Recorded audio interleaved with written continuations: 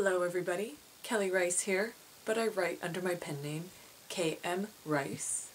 Welcome to my author vlog. As you can see, if you're a regular viewer, might be slightly distressing. I'm in a slightly different location than I usually am, and that's just simply because of the light beaming through my window right now would totally blind me, so you would just see a white blob speaking to you instead of a person, which maybe some of you would prefer anyway. And so I decided to shift locations to try to have a better aesthetic experience for you all. So I just wanted to state the fact that I am aware that I'm not in the same spot. I don't know how I wouldn't be aware, and probably most of you actually don't care. So anyway, I also wanted to let you guys know, in case you didn't see the video that I posted recently, that I am now available for you to hire. So if you find that you're really enjoying this video blog, or if you've read my books and you like my style, or for whatever reason I'm the person who you think could give you good feedback on your work, then please email me at kmriceauthor@gmail.com, and from there we can work out the details. I can let you know my rates and all that. And because I realized I can be doing more than just this video blog. I can be helping people one-on-one with their work, whether it's a portion of a novel, your whole book, you know, I don't know. You name it, we'll discuss it. And I'm happy and excited to finally be doing that, because it's something that's been in my head for a while now, and like a lot of things, you just have to give yourself that kick in the butt and do it. Don't know how you can kick yourself in the butt. So anyway, today's question is basically, how do you choose which story to tell? I'm probably gonna butcher your name. Jerza Fiore, maybe? Or Jerza Fiore, writes on YouTube. Here's my question. How can I possibly commit myself to writing one story when I have so many ideas floating around in my brain that are all begging for my attention? And they continue to say, if ever I want to complete a book, I know I'll have to focus on one thing and see it through to its entirety. But how can I achieve this if the premise of my next big project is itching at my imagination? This happens way too often with me. I've started writing 3 different stories, all of which I love dearly, only to get another spark of inspiration that will consume my thoughts until I force myself to sit down and write about it. There's also this fear that racks my brain saying, if you don't write this now, then someone else will. I know that's completely irrational, but I've found books that were very similar, eerily similar to my own works, and they say, I promise I'm not a copier. Then I realized how counterintuitive this is, since if I constantly switch projects, how will I ever get something finished in the first place? Boy, that was a very wordy question and a very pertinent one, because I think that a lot of us, if not all of us, struggle with a very similar issue, especially if we are people who... Okay, I have heard, but have not necessarily seen this to be the case, but I have heard that there are people who have like one book in them. And I don't know if that's a cruel way for publishers to talk about a client or an author and say like, well, you know, that was the only book she ever was going to be able to write and the rest of her books suck. You know, I think I've heard some of this, like about To Kill a Mockingbird, that was like her one book, and that Go Tell the Watchmen, am I getting that name wrong? I might be getting that name wrong, is, you know, is bad because she was only meant to write that one book. I don't know how much credence I can place in thinking like that. However, there are some people who maybe aren't a natural born writer and who don't necessarily want to write as a career, and they want to write a memoir, they want to write an autobiography, they want to write a work on a historical figure, something like that, and that's kind of the one thing they want to do. But for the rest of us, there are a lot of different stories, and picking which story to run with first, that's kind of an instinctive thing. So Jerza, I believe your screen name is? Jerza is saying that they have at least 3, possibly 4 books or stories that are begging to be written at the same time. And as Jerza rightly points out, if you're trying to write all 3 or 4 of those at the same time, you're spread really thin and you're not paying appropriate attention to each individual story. I can relate to that in the sense that on any given day, there are books in my head that I haven't written. There are 2 books in my head right now that I don't know if I'll write. I hopefully will. But they've been kicking around. One's been kicking around for like 4 years. The other one for like a year or 2. And I had to focus on... No, there's more than that. There's more books than that, because the very first book I ever wrote was the start of a series. I started pitching that series to... Okay, this is going to sound tangential, but it's not. I started pitching that series to agents, or book 1 to agents. And this was right after I graduated, and you guys have all heard my story, the collapse of the publishing industry as we formerly knew it, the birth of what is now a very dynamic publishing industry where for the first time ever you can independently publish and really have a lot of steam behind you without necessarily the aid of a traditional publisher. So all of that has caused a lot of turmoil in the industry. But that is a little aside. I was getting rejected for this particular book, and I'd already written book 2, and I wanted to keep going. But I realized, even though those are the stories I want to tell, I need to invest some time in writing a 3rd book that had nothing to do with that series, a 3rd book that could stand alone, and in my mind use it as a shield to protect my other novels. Use it as something to put out there and see if I could market that, to see if there was a market for that. And if that was something I could sell while in the meantime, in theory, working on my other book series. That shield was Darkling. So, obviously, if you guys know how my career or publication history has gone, I put out Darkling in 2013. And ironically enough, my plan didn't go according to plan. I did not go back to the original series that I was writing. Instead, I started a whole new series, and I wrote 4 books. And in the meantime, I kind of went over some of my older works. I polished up a novella that I put out, The Wild Frontier, and I went through my short stories and poetry, and I published a short story and poetry collection, The Country Beyond the Forest. So I wanted to make sure that I was still producing even while I was writing. And that was through largely, you know, turning to pieces that most of the heavy lifting had already been done. Of course I polished them up and all that. So that brings me to now. So I guess the point of telling you all of this is to say that I have book 3 of that series, parts of it still kicking around in my head. As you guys know, I'm a pantser. I don't plot. So there are images, though, and ideas. I wonder if you can hear that quail outside my window. I've left my window open. There's a quail screaming. But there are images, ideas, impressions, things like that that are ready for book 3 whenever I choose to write it. There are also the other 2 unwritten novels that I just mentioned that are in my head. There are the changes that I need to make to the 4 books that I did write.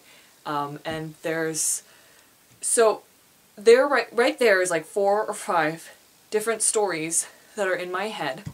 And at the time that I wrote Darkling, there were other stories in my head, but I made the decision of where to invest my time based on, and this sounds kind of icky because it's not, you know, based upon the inspiration gods led me to this place. I chose to focus on Darkling, which wasn't even called Darkling yet. I mean, it was just this dream, this intense dream or nightmare that I had, which I put down on paper. I chose to focus on that for very practical reasons. And I felt like it was a story that would be relatively easy for me to tell compared to the book series. It wasn't nearly as complicated. There was no world okay, there's a little world building. I can't say there's no world building, but not compared to my other series where I was drawing maps and, you know, it was much more a much more intense process.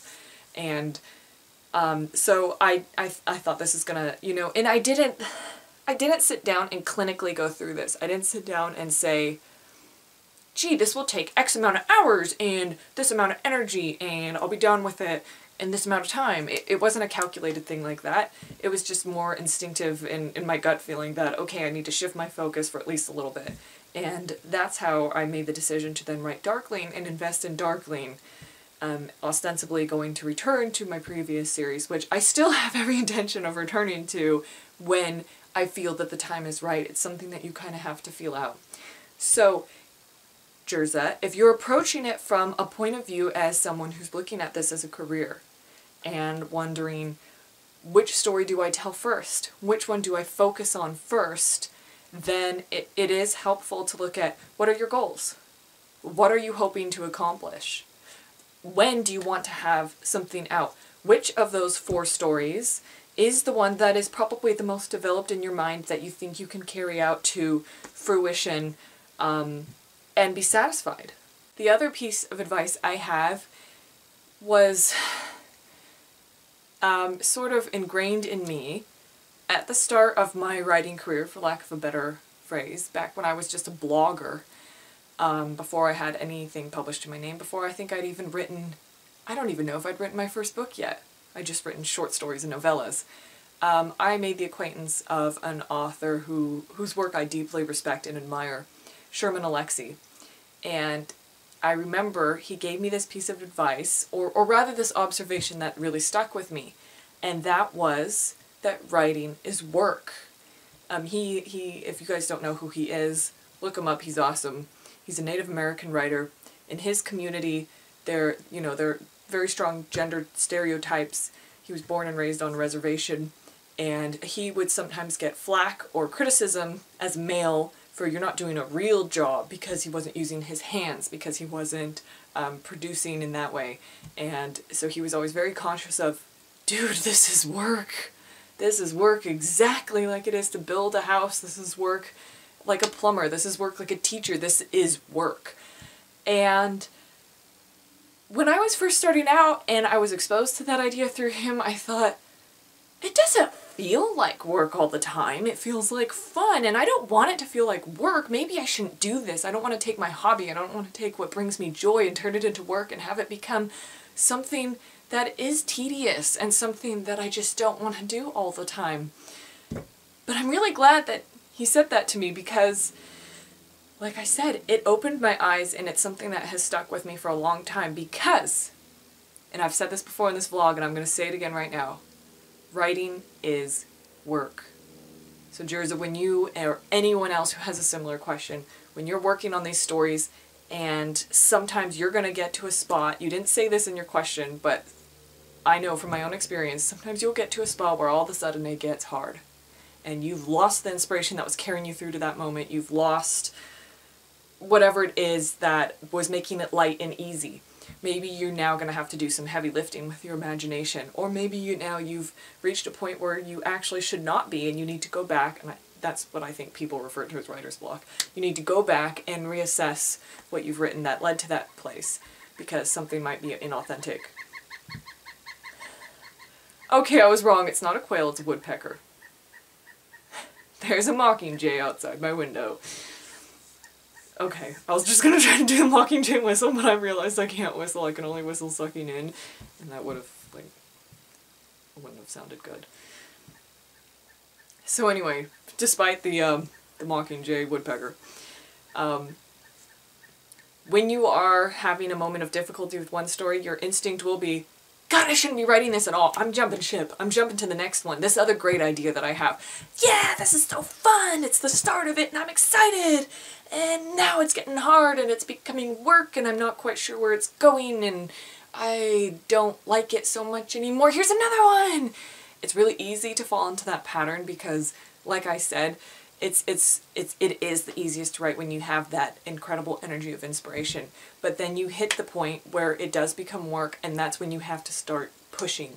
That's what separates you from the people who will never complete something and the people who will. And it's just that pure determination, that perseverance, and that work ethic and discipline.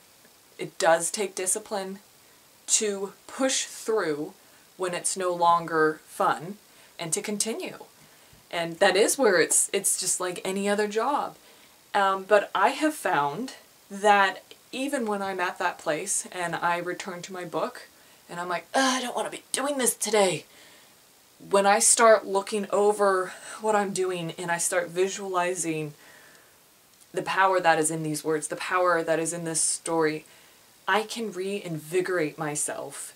And, you know, I might force myself to start writing a scene that maybe is going to be included, maybe isn't, but it will just get the ball rolling, and then it's like, it goes, and then I'm full speed ahead again. And like I said, maybe I'll go back and I'll chop the whole beginning of that scene and be like, that was all just some sort of mental exercise I needed to do. I needed to get that stuff out and on paper before I could continue. Or maybe it is something that you needed to keep. But that's where the work part comes in. In terms of feeling really torn between these stories, because they all feel like your babies, your friends, you want to spend time in all of those worlds. But it sounds like you've already tried writing all of them at once and it's not working. So one thing that you could do is jot down all of your ideas for one, and for the other, and for the other, and for the other, and then do kind of like what I did with Darkling and be like, okay, which one am I going to focus on first? And focus on it. Give yourself permission, though, to return to the other documents, and as you're writing away about your story about a naval captain in 1749 who left his lover in France and is worried that Napoleon is going to kill her. I don't even know if that's actually the Napoleonic era. But as you're working on that and you're having ideas for this Greek tragedy that you always wanted to rewrite because you thought Oedipus did it wrong, then take a second break from what you're doing, grab your notebook or whatever it is where you're putting down information for that, jot down whatever the scene is or whatever the moment of inspiration is in your mind, and be like, okay, I did it, I fulfilled that impulse, it is now on paper and it is ready and waiting for me when the time comes, and then get back to work. I can't tell you how many times I did that while working on Middle-earth, from script to screen, building the world of The Hobbit and Lord of the Rings. The Lord of the Rings and The Hobbit, I always reverse those in the title. So I was working on that book. It's a subject matter that I love, but it wasn't nearly as creative as my own process of writing my novels. So I would periodically have ideas for my own work just popping out of my subconscious while I'm there at work working on this other book at What a Workshop. And so what I would do is just scribble down the line or whatever it was and on a piece of paper, and then there I had it, and it satisfied that impulse. And I knew that I had captured whatever that little glimmer was, put it in a jar like a little firefly, and later, when the time was ready, I would open my imaginative doors and look at my shelves with jars full of fireflies and let them all go and just bask in the light. That was a pretty good metaphor. I just pulled that one out of thin air. Or did I? Or did the muses whisper that to me? As for your fear that someone else will write the book that you want to write, that's something we all have. As you said, it's something completely unfounded because literally no one else can write the story the same way that you will. However, when you've had those impulses, like when I was a teenager, I thought someone needs to make a film about Alexander the Great. And a few years later, 1 or 2 films came out about Alexander the Great. I read a book about Nzinga, this, I think she was an Angolan queen, and that was in fact the first screenplay that I ever tried to plot. How old was I? Gosh, I was like 14 or 15, and I had my notebook and I was reading Sid Field's Guide to Screenwriting, How to Write a Script, and I was writing out the plot points in her life because I'm like, this would make a fantastic film. And now it exists as a film. I haven't yet had the pleasure of seeing it, but so when you have those moments, instead of going, damn it, they stole my idea! No, they didn't. She's a historical figure. Both of them were historical figures.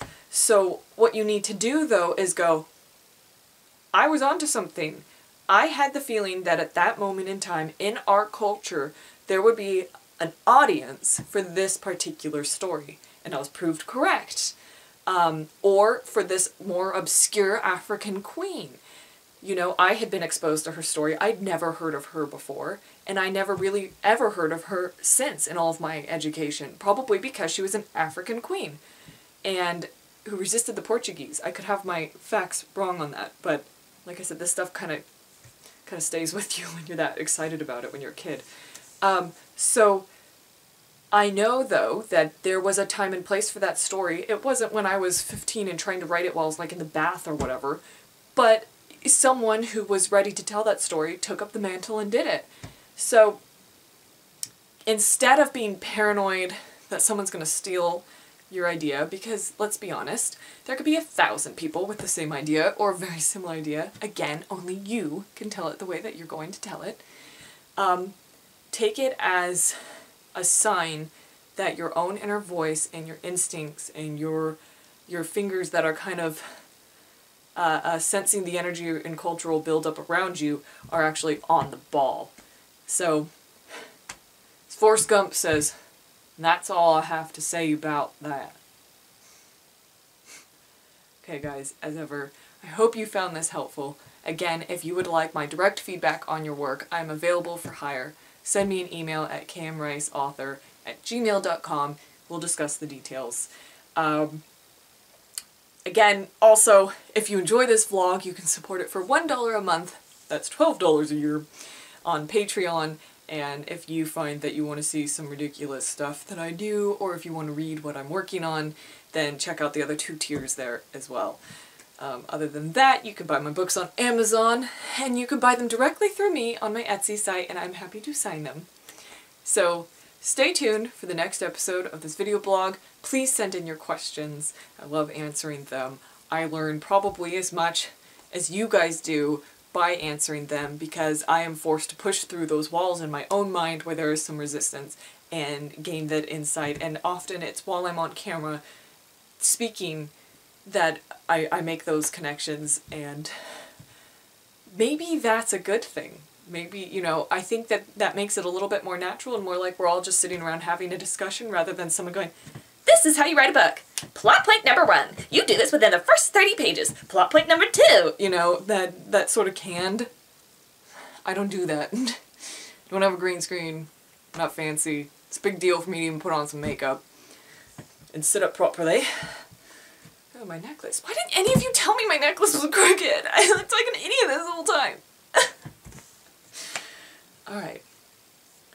So from me, and this beautiful paper bracelet, which I have kept because I really enjoy the Celtic knotwork on it. This bracelet